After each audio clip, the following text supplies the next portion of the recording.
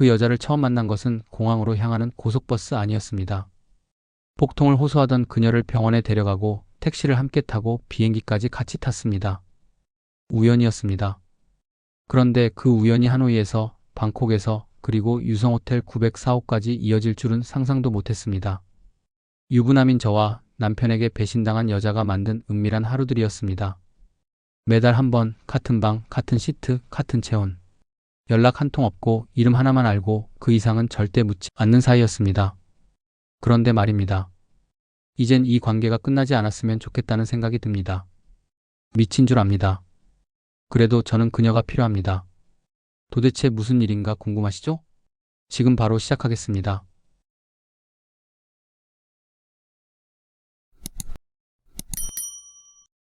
저는 45세로 조치원에 살고 있는 무역회사에 다니는 김정도 차장입니다.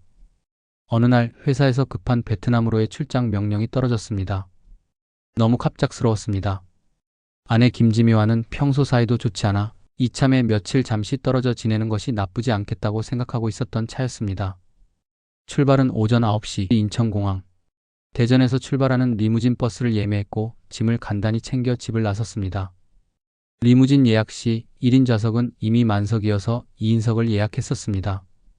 제가 리무진에 올라 자리를 찾아가니 제 옆자리엔 짙은 선글라스를 낀 세련된 중년 여성이 앉아 있었습니다. 하얀 골프웨어에 화사하며 고급 향수 냄새의 향기가 스쳤습니다.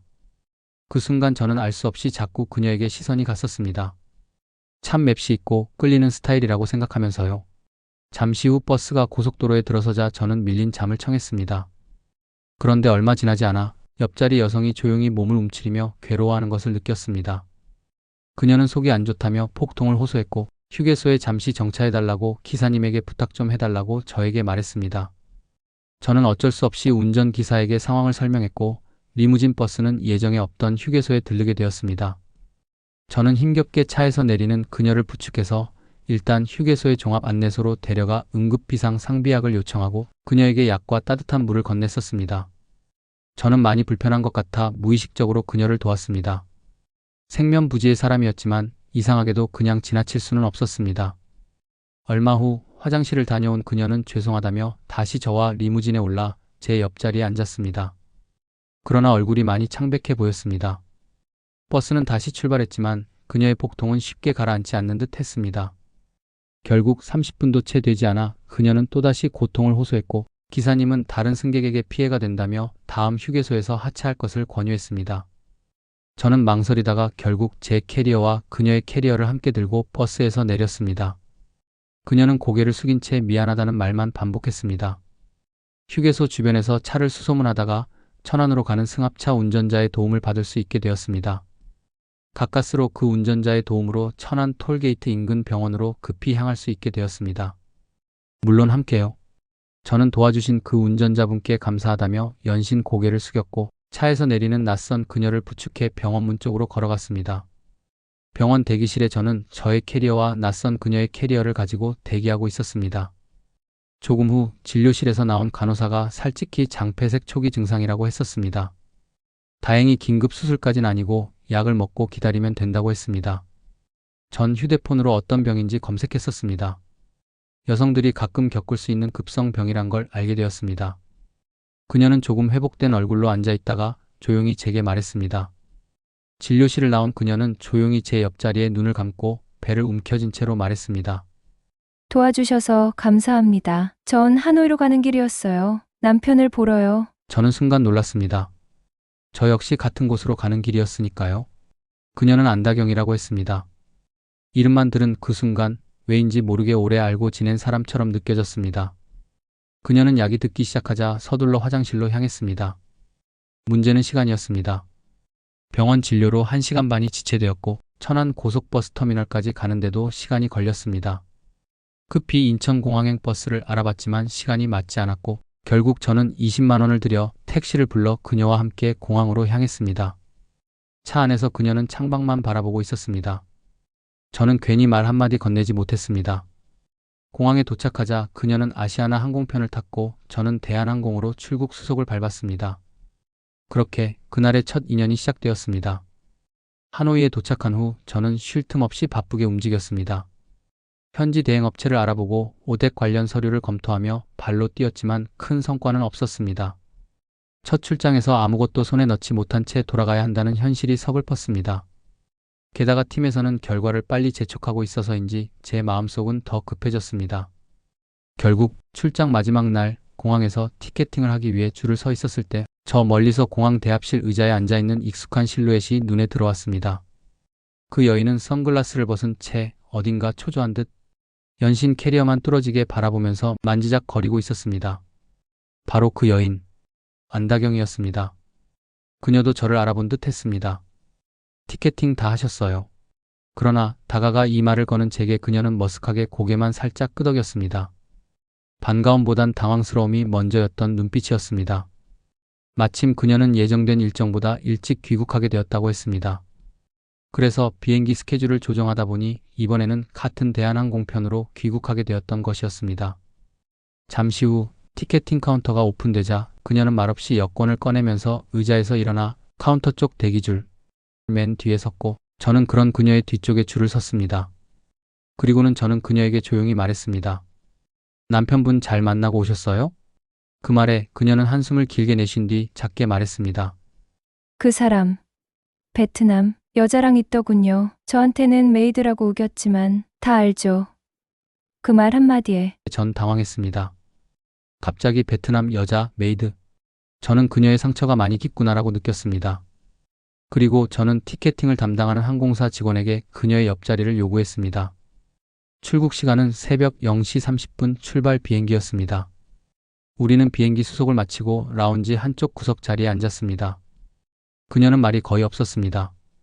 고개를 끄덕이며 제 말을 듣고 있었고 가끔 눈을 껌벅이며 감정을 억누르는 듯한 표정을 지었습니다.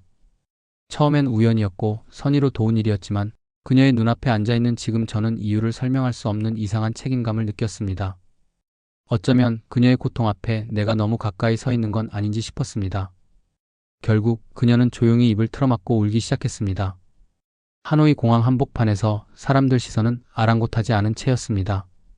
지나가거나 대기하는 승객들이 이 모습을 무슨 일인가 지켜보자 제 얼굴은 빨갛게 달아오르고 화끈거리기 시작하였습니다. 그러나 난 그녀의 어깨를 계속 토닥여 주었습니다. 조금 진정이 된 후 우리는 라운지 구석의 조용한 곳으로 자리를 옮겼습니다. 그녀는 한마디도 하지 않았고 저는 괜히 시계를 몇 번이나 들여다봤습니다. 말없이 흐르던 시간 속 그녀의 어깨가 또다시 미세하게 떨리다가 끝내 또 울음을 터뜨렸습니다. 숨죽인 채 울던 그녀는 고개를 숙인 채 말했습니다. 죄송해요. 지금 내가 너무 초라하죠? 저는 조용히 고개를 저었습니다. 무엇보다 그녀를 혼자 두고 떠나는 일이 망설여졌습니다. 그래서 조심스럽게 말했습니다. 도착하면 새벽 5시경인데 그냥 어디 잠깐 쉬었다 가실래요? 사람 많은데 말고. 그녀는 제 눈을 보더니 말없이 고개를 끄덕였습니다.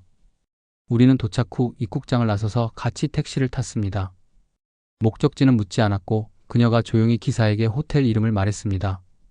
도착한 곳은 공항 인근의 작고 조용한 호텔이었습니다. 방 안에 들어서자마자 우리는 아무 말도 하지 않았습니다. TV도 켜지 않았고 커튼도 걷지 않았습니다. 그녀는 간단히 세수를 했고 화장을 지운 얼굴로 결심한 듯 제 옆에 앉으며 말했습니다. 오늘 고마웠습니다. 아무것도 묻지 마세요. 오늘만 기억하기로 해요. 저 좀 안아주시겠어요? 그녀의 말이 조용히 울렸습니다. 저는 고개를 끄덕였습니다. 우리는 이름 외엔 아무것도 공유하지 않았습니다. 그날 밤 우리는 침묵으로 서로를 껴안았습니다. 그것이 그녀와의 첫 번째 밤이었습니다. 다시 베트남 땅을 밟은 것은 한 달쯤 지난 뒤였습니다. 이번에는 대행업체 미팅이 정해져 있었기에 비교적 여유가 있었습니다. 그날 오후 거래처 사장과 함께 하노이 그랜드 호텔 인근 한식당에서 식사 자리를 가졌습니다. 고춧가루 냄새와 삼겹살 굽는 연기 사이로 낯익은 실루엣이 시야를 스쳤습니다. 저는 젓가락을 들고 있던 손을 멈췄습니다. 흰 셔츠에 긴 머리를 묶은 여인. 바로 안다경이었습니다. 한순간 심장이 쿵하고 내려앉았습니다. 그녀는 식당 안쪽에서 누군가와 식사를 하고 있었고 그 옆엔 나이가 지긋한 베트남 중년 남성도 보였습니다. 나중에 안 것이지만 통역원과 베트남 변호사와 같이 한자리였습니다. 이혼 문제로 특히 재산 분할을 위해 베트남 쪽 현황 파악 조사를 의뢰하는 중이었다고 했습니다. 그녀는 절 보지 못한 듯 했지만 저는 눈을 뗄 수 없었습니다. 거래처 사장에게 양해를 구하고 조심스레 그녀가 앉아있는 테이블로 다가갔습니다. 그녀는 고개를 돌리다 저를 마주보더니 놀란 듯 입을 다물지 못했습니다. 잠시 침묵이 흐른 뒤 제가 말했습니다. 여기서 뵐 줄 몰랐습니다. 잠깐 커피라도 괜찮을까요? 그녀는 망설였지만 이내 조용히 고개를 끄덕였습니다. 각자 저녁 식사 후 우리는 그랜드 호텔 커피숍 구석 자리에 마주 앉았습니다. 테이블 위에 놓인 커피잔은 한 모금도 줄지 않았고 그녀의 손가락은 잔받침을 자꾸만 만지작거렸습니다. 여기서 또 뵙게 될 줄은 몰랐어요. 그녀의 목소리는 떨림이 없었지만 그녀의 눈동자엔 미묘하게 흔들리고 있는 감정이 느껴졌습니다. 저는 그녀의 두 눈을 바라보면서 말했습니다. 그날 이후 계속 생각났습니다. 연락도 할 수 없고 이름만 알고 있으니 그녀는 바라보는 저의 시선을 자꾸만 피했습니다. 그러나 어느 순간 결국 눈길을 피하지 않고 제게 말했습니다. 이런 인연. 신기하네요. 나도 생각 많이 했어요. 그녀는 신기하게도 같은 호텔에 묵고 있었습니다. 저는 다시 용기를 내었습니다. 혹시 오늘 저녁 시간 괜찮으신가요? 호텔 레스토랑에서 저녁 식사 같이 하시죠? 그녀는 약간의 침묵 끝에 고개를 끄덕였습니다. 우리는 그날 저녁 다시 만났습니다. 함께 식사를 하고 호텔 복도로 걸어 올라가며 소소한 이야기를 나누었습니다. 아이 이야기, 남편 이야기, 저희 회사 이야기까지. 그날 밤 그렇게 시작된 이야기는 제 방에서 더 이어가기로 했습니다. 그녀는 더 이상 머뭇거리지는 않았습니다. 제 방 안의 조명이 희미하게 켜지고 방문이 닫히자 그녀는 제게 조용히 말했습니다. 오늘은 그냥 당신과 함께 있고 싶어요. 그렇게 우리는 다시 서로에게 스며들었습니다. 더 이상 말로 설명할 수 없는 감정이었고 그녀는 이번엔 제 곁을 쉽게 떠나지 않았습니다. 다음날 아침 저는 일정을 일부 조정했습니다. 예정된 미팅을 하루 미루고 우리는 호텔 근처 작은 카페에 들러 조용히 아침을 먹었습니다. 그녀는 다시 한국으로 돌아가기 전까지 며칠을 더 머무를 예정이었습니다. 그 시간 동안 우리는 마치 여행지의 연인처럼 거리를 걸었고 서로의 삶과 상처를 천천히 꺼내기 시작했습니다. 우리는 처음으로 서로에게 기댈 수 있는 사람이 되고 있었습니다. 그녀와 함께 걷는 하노이의 거리는 이상하리만큼 평화로웠습니다. 중화의 낯선 골목을 지나고 오토바이 떼를 피해 커피숍에 앉아 이야기를 나누며 우리는 누군가에게는 비정상이라 불릴 관계를 자연스럽게 받아들이고 있었습니다. 그녀는 말을 많이 하지 않았지만 말하지 않아도 느낄 수 있었습니다. 그녀의 눈빛은 외로웠고 동시에 저를 붙잡고 싶어하는 따뜻함이 스며 있었습니다. 저 또한 그랬습니다. 책임과 현실이라는 단어들이 멀어지는 만큼 그녀의 체온은 더 가까이 다가왔습니다. 그날 저녁 그녀는 다시 제 방으로 조용히 들어왔습니다. 우리는 처음보다 훨씬 더 솔직하게 더 천천히 서로를 껴안았습니다. 텔레비전은 꺼져 있었고 창밖에서는 베트남의 저녁 노을이 희미하게 남아 있었습니다. 그녀의 손끝이 제 어깨에 머무는 시간이 길어졌습니다. 침묵이 흐를 때마다 오히려 우리는 더 많은 것을 나누고 있었습니다. 밤이 깊어질수록 그녀는 더 부드럽고 조용해졌고 저는 그녀의 귓가에 속삭였습니다. 이런 밤 다시 올 수 있을까요? 그녀는 대답 대신 제 손을 잡아주었습니다. 다음날 그녀는 뜻밖의 말을 했습니다. 그 사람에게 가야 해요. 이제 마무리를 해야 하니까. 그 순간 심장이 뻐근해졌습니다. 저는 이유 없이 화가 났고 동시에 그녀를 말릴 수 없는 자신이 너무나도 초라하게 느껴졌습니다. 우리는 택시를 탔고 그녀는 전 남편이 있는 별장으로 향했습니다. 저는 말없이 그녀를 데려다주고 택시에서 내리지도 않고 그대로 돌아왔습니다. 호텔방 안에서 텅 빈 침대만 바라보았습니다. 몇 시간 후 그녀는 다시 제 방을 찾아왔습니다. 아무 말 없이 제게 안긴 그녀는 눈이 빨갛게 부어 있었습니다. 그렇게 우리는 5날 밤을 함께 보냈습니다. 업무도 현실도 모두 잊은 채로 그녀와 함께 있는 시간에만 집중했습니다. 그녀는 가끔 과거를 회상했지만 저는 철저히 오늘만 생각했습니다. 전화번호도 주소도 묻지 않았습니다. 단지 그녀의 이름 안다경. 그것 하나만으로 충분하다고 믿었습니다. 하지만 저도 알고 있었습니다. 이 관계는 결코 오래갈 수 없다는 걸. 한국에 돌아가는 날이 다가올수록 우리는 서로를 더욱 강하게 붙잡으려 했습니다. 짧은 시간 동안 우리는 아주 오래된 연인처럼 사랑했습니다.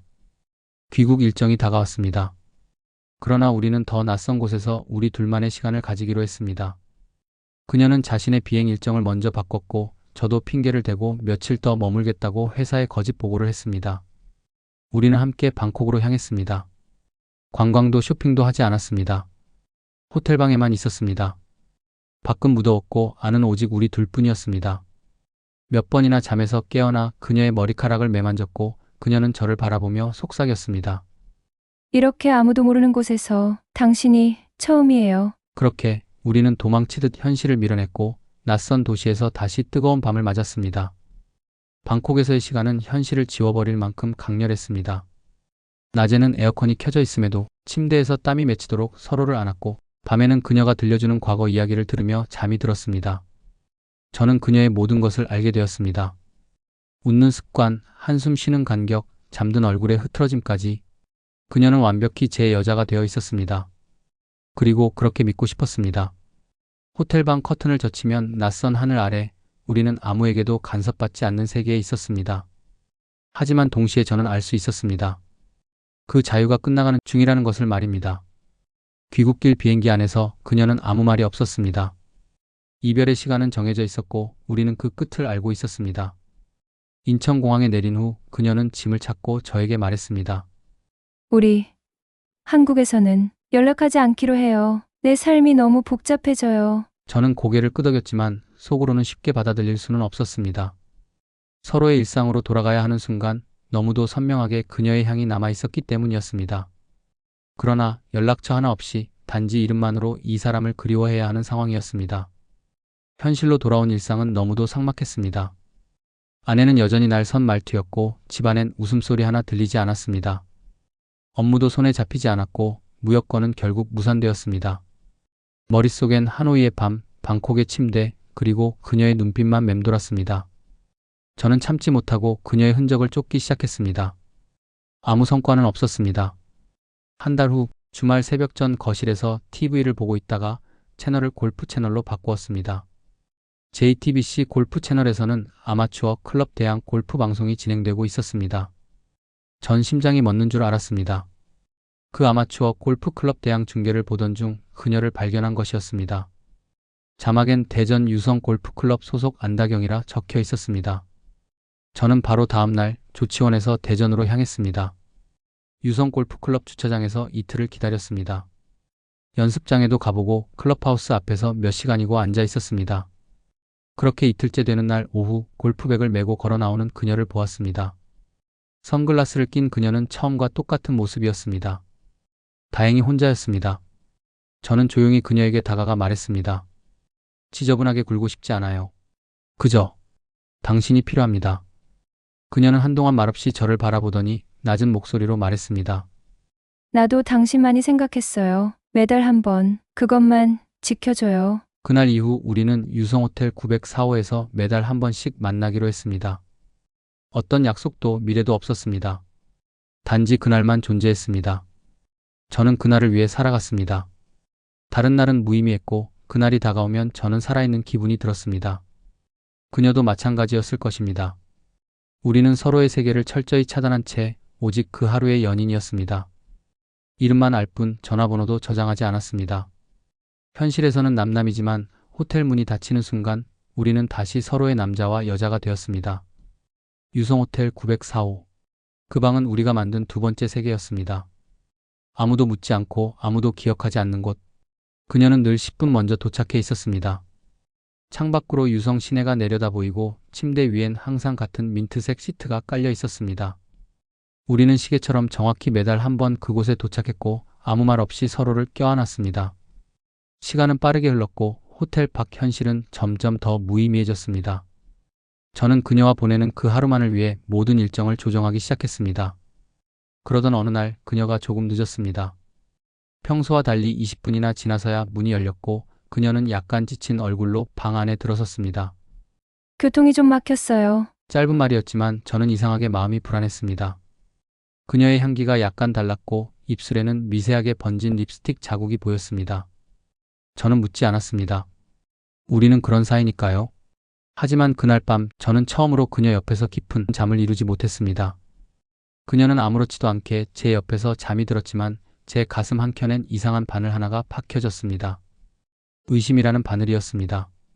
그러나 일단 이 바늘은 제 마음에 묻어두기로 했습니다. 그 후에도 만남은 이어졌습니다. 하지만 저는 점점 더 예민해졌고 그녀가 늦을 때마다 핑계를 의심하기 시작했습니다.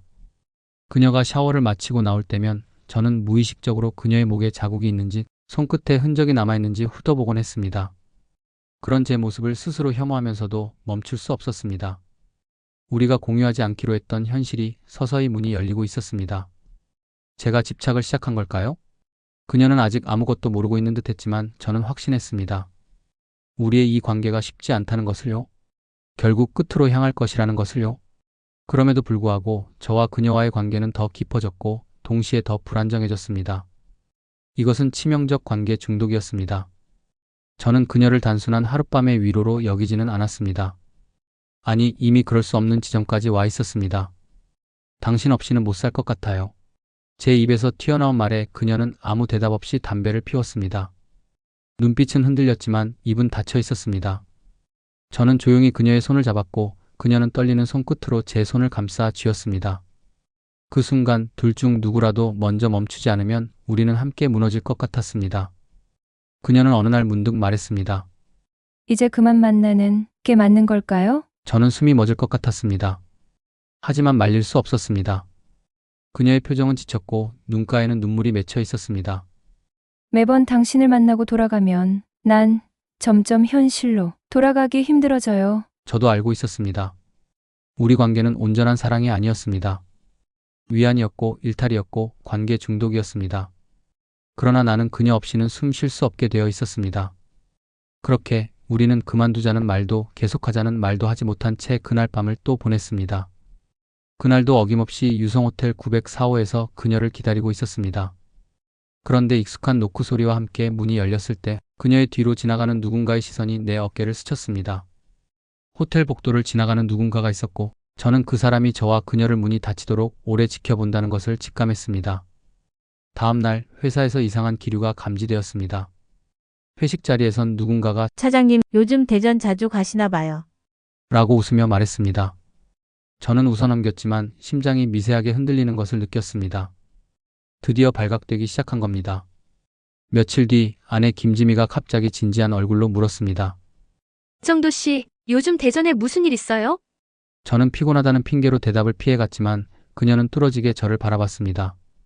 집안 공기가 얼어붙었고 저는 서서히 벼랑 끝으로 몰리는 느낌을 받았습니다. 그녀와의 관계가 이대로 드러나면 모든 것을 잃게 된다는 생각이 들었습니다. 그날 밤 그녀에게 처음으로 전화를 걸고 싶다는 충동을 느꼈습니다. 하지만 우리는 서로의 휴대번호조차 모르는 관계였고 저는 창백한 방 안에서 혼자 술을 마셨습니다. 다음 만남에서 그녀도 이상하리만큼 조심스러웠습니다. 거울을 보며 계속 머리를 정돈했고 핸드백 속을 몇 번이나 확인했습니다. 저는 묻지 않았지만 그녀는 먼저 입을 열었습니다.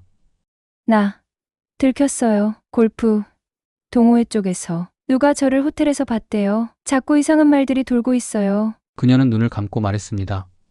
이제 무섭고 버겁네요. 저는 무너지는 심정으로 그녀를 안았지만 그 품 안에서조차 그녀의 떨림은 멈추지 않았습니다. 우리 관계는 점점 외부의 틈에 의해 삐걱거리기 시작했습니다. 저는 그날 이후 회사에선 더 이상 대전 출장을 언급하지 않았고 그녀 역시 유성 골프클럽 대신 다른 연습장을 찾기 시작했습니다. 우리의 흔적을 지우려는 시도는 오히려 우리 사이의 거리를 만들어냈습니다. 서로를 지키려 한 선택이 서로를 멀어지게 만들고 있었습니다. 호텔에서 만난 그녀는 예전과는 달리 짐을 다 풀지 않았고 샤워를 한 후에도 속옷을 벗지 않은 채 가운을 입고는 침대에 앉아 있었습니다. 저는 말없이 그녀의 손을 잡았지만 그 손끝엔 온기보다 냉기가 더 많이 남아 있었습니다. 우리 더 이상 이 관계를 계속할 수 있을까요? 한 달에 단 한 번이지만 누군가에게 들켜버렸어. 그녀가 입을 열었을 때 저는 아무 말도 할 수 없었습니다. 예전 같으면 무작정 붙잡았겠지만 이제는 저 역시 지쳐 있었습니다. 숨기는 것, 감추는 것, 버티는 것, 모든 것이 한계에 다다랐습니다. 그러나 동시에 그녀 없이는 살 수 없다는 생각도 여전했습니다. 우리는 서로에게 마지막이라는 말을 꺼내지 않았지만 서로의 눈동자에서 이미 알고 있었습니다. 다음 달에 다시 만날 수 있을지, 그 방의 문을 다시 열 수 있을지 아무도 장담할 수 없었습니다. 유성호텔 904호. 익숙한 방에 다시 들어섰을 때 저는 예전처럼 설레지 않았습니다. 오늘은 제가 먼저 도착했습니다. 그녀가 도착하기 전 침대에 앉아 창밖을 바라보며 스스로에게 질문했습니다. 왜 여기에 또 와 있는 거지? 처음엔 미칠 듯이 그녀가 보고 싶어 매달 이곳을 찾았지만 이제는 그 감정이 의무처럼 굳어지고 있다는 걸 느꼈습니다. 현관문이 열리고 그녀가 들어왔습니다. 여전히 단정한 차림, 익숙한 미소. 그러나 이상하게도 저는 마음이 움직이지 않았습니다. 그녀는 그대로인데 저만 변해버린 듯 했습니다. 우리는 평소처럼 말을 아끼며 와인을 마셨습니다. 텔레비전도 켜지 않았고 음악도 흐르지 않았습니다. 그녀는 긴 한숨을 내쉬며 조용히 말했습니다. 요즘은 여기가 더 낯설게 느껴져요. 저는 대답하지 못했습니다. 우리 사이에 흐르던 공기조차 무거워진 듯 했습니다. 그녀는 예전처럼 장난스럽게 제 어깨에 기대지도 않았고 저는 자꾸만 시계를 보게 되었습니다. 그날 밤 우리는 한 침대에 누웠지만 손을 잡지는 않았습니다. 몸은 가까웠지만 마음은 서로 반대 방향을 향하고 있었습니다. 며칠 전 아내와 크게 다퉜습니다. 제게 여자 향수 냄새가 난다며 저를 추궁했고 저는 반박조차 하지 못했습니다. 회사에서도 거래처 프레젠테이션 도중 자료 순서를 헷갈리는 등 집중력이 흐트러졌습니다. 이 관계가 내 일상에 균열을 내기 시작한 것입니다. 그녀 안다경도 마찬가지인 것 같았습니다. 나 요즘 자꾸 감시받는 기분이 들어요. 누가 나를 따라다니는 것 같고, 누가 나를 지켜보는 것만 같아요. 또 어떨 때는 커피를 같이 마시는 골프 친구들이 저를 이상한 눈빛이나 무슨 말을 하려다 마는 경우가 있는 것이 자주 느껴져요. 그들이 제 눈빛을 읽으려는 것처럼 말이에요. 그것이 몹시 마음에 걸려요. 그녀는 웃으며 말했지만 그 웃음엔 피로가 배어 있었습니다. 우리는 서로를 피난처로 삼았지만 이제는 서로가 짐이 되어가고 있었습니다. 다음날 아침 그녀는 먼저 일어났습니다. 조용히 옷을 입고 커피를 내리고 제 앞에 앉았습니다. 정도 씨, 우리는 언제부터 이렇게 돼버린 걸까요? 저는 말없이 그녀의 얼굴을 바라보다가 고개를 떨구었습니다. 말하지 않아도 알 수 있었습니다. 우리는 서로에게 지치기 시작했습니다. 이 관계가 더 이상 우리에게 행복한 일탈이 되지 못할 수도 있다는 것을 알고 있었습니다. 그날 우리는 호텔을 나서며 처음으로 함께 엘리베이터를 타지 않았습니다. 그녀는 계단으로 내려갔고 저는 혼자 엘리베이터를 타고는 천천히 1층 번호를 눌렀습니다. 그것이 우리 마음의 간극처럼 느껴졌습니다. 유성에서 조치원으로 돌아오는 택시 안에서 저는 창밖을 멍하니 바라보았습니다. 다음 달에도 그녀를 만날 수 있을까? 그 질문에 확신을 가질 수 없었습니다. 이 관계를 더 이어가는 것이 미련인지 집착인지 아니면 마지막 남은 온기 때문인지조차 알 수 없었습니다. 하지만 한 가지는 분명했습니다. 그녀와의 하루가 더 이상 나를 숨쉬게 하지 않는다는 것. 우리는 너무 멀리 와버렸고 돌아갈 길도 나아갈 길도 보이지 않았습니다. 저는 그날 이후 904호를 다시 예약하지 않았습니다. 하지만 그녀의 이름은 여전히 마음 어딘가에 남아 있었습니다. 그렇게 그날 이후 저는 유성호텔을 더는 찾지 않았습니다. 904호는 제 예약 목록에서 사라졌고 달력엔 아무런 표시도 남기지 않았습니다. 어느새 한 달이 지나고 두 달이 지났습니다. 하지만 그녀는 한 번도 먼저 연락을 하지 않았고 저도 그러지 않았습니다. 우리는 그렇게 끝난 것 같았습니다. 다만 이상한 건 저는 그녀를 떠났다는 감정보다 그녀가 저를 가만히 놓아주었다는 느낌을 더 강하게 받았습니다.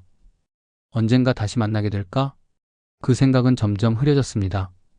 대신 그녀의 흔적이 천천히 제 안에 눌러앉았습니다. 가끔씩 조치원역 플랫폼에 멍하니 앉아있다가 유성으로 향하던 그날의 제 얼굴을 떠올립니다. 그땐 분명 설렘과 욕망이 한데 뒤엉켜 있었습니다. 하지만 지금은 아닙니다. 지금의 저는 단지 그 시절의 저를 기억하고 있는 사람에 불과합니다. 그녀는 여전히 어딘가에서 살아가고 있을 겁니다. 아마 다른 사람과 또 다른 삶을 꾸리고 있겠지요. 그 삶에 제가 끼어들 여지는 없습니다. 그러나 이상하게도 저는 여전히 매달 한 번쯤은 그 여자를 떠올립니다. 아주 조용히 혼자서 말입니다. 어느 날 낯선 번호로 전화가 왔습니다. 받지 않았습니다. 잠시 후 문자 하나가 도착했습니다. 그날들의 기억, 저는 아직 간직하고 있습니다. 잘 지내시죠? 이름도 없고 답장도 기대하지 않는 문장이었습니다. 저는 한참을 그 문장을 들여다보다가 핸드폰을 조용히 내려놓았습니다. 답장을 보내지 않았습니다. 보내지 않는 쪽이 우리다운 마무리라 생각했습니다. 그 순간 저는 완전히 깨달았습니다. 우리는 끝난 게 아니라 서로를 영원히 숨겨놓은 것이라는 걸 말입니다. 가끔 주변 사람들이 술자리에서 제게 묻습니다. 요즘 좋은 것 있어요? 저는 애써 웃으며 대답합니다. 좋은 건 많지. 혼자 등산도 하고 혼자 책도 읽고 이젠 조용한 게 좋아. 그러나 아무도 모릅니다. 제 안에 아무에게도 말하지 못한 단 한 사람의 이름이 아직 살아있다는 걸 말입니다. 전화번호도 주소도 모르고 심지어 얼굴도 흐릿해졌지만 그녀가 제 안에 남긴 건 체온도 표정도 아닌 존재였습니다. 설명할 수 없는 공백 같은 것. 살아있는 사람에게 살아있지 않은 사람처럼 남겨진 자리였습니다. 그녀는 제게 이름 하나만 남겼습니다. 안, 다, 경. 아마 저도 그녀에게 기억 하나만 남겼을 겁니다. 우리는 결국 서로의 인생에서 사라졌지만 완전히 사라지지는 않았습니다. 조치원에서 보내는 평범한 일상 속 문득 창밖을 보다 보면 그날 하노이 골목에서 손을 내밀던 그녀가 떠오릅니다. 누군가 제게 묻는다면 조심스럽게 이렇게 말할 수 있을 것 같습니다. 그녀는 누구였느냐고요? 그녀는 제 비밀입니다. 그 후로 유성호텔은 단 한 번도 찾지 않았습니다. 하지만 그 방 번호만은 지금도 또렷이 기억하고 있습니다. 904호. 낯선 도시, 낯선 동네였지만 그곳은 우리만의 은신처였습니다. 그녀는 제게 이름 하나만 남겼고 저는 그녀에게 기억 하나만 남겼습니다. 우리는 결국 서로의 인생에서 사라졌지만 완전히 사라진 것은 아니라고 생각됩니다. 저는 여전히 그날의 그녀를 기억하며 살아갑니다. 그녀의 존재는 결국 저 혼자만의 비밀이었습니다. 여기까지가 제 이야기였습니다. 당신이라면 이 관계 끊을 수 있었겠습니까? 이름만 알고 연락처도 모르고 매달 같은 호텔방에서 만나는 사이. 사랑입니까? 아니면 중독입니까? 그리고 우리의 마무리에 대해 어떻게 생각하세요? 제가 더 이상 호텔 예약을 하지 않은 것이 잘한 것일까요? 너무 무책임한가요? 이런 조용한 퇴장에 대해 당신의 생각을 댓글로 들려주세요. 제 이야기는 여기까지입니다. 좋아요와 구독은 다음 이야기를 이어가는 가장 큰 힘이 됩니다. 꾹 눌러주세요. 감사합니다.